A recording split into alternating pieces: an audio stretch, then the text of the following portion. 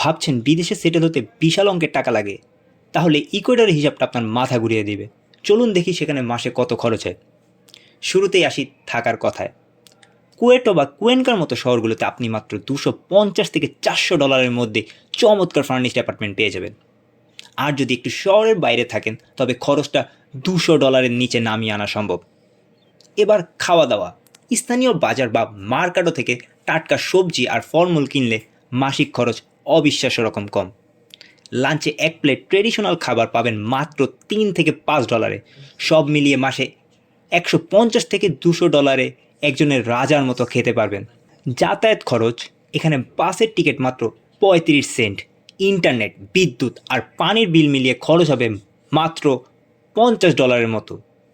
তার মানে মাসে $500 থেকে $600 আপনি খুব স্বাচ্ছন্দ্যে থাকতে পারবেন, যা অনেক ইউরোপীয় দেশের তুলনায় অর্ধেক। আইএলস ছাড়া সহজ ভিসা আর এত কম খরচ, ইকুয়েডর কি আপনার পরবর্তী গন্তব্য হতে পারে? বিস্তারিত জানতে কমেন্ট করুন অথবা সরাসরি ইনবক্স করুন।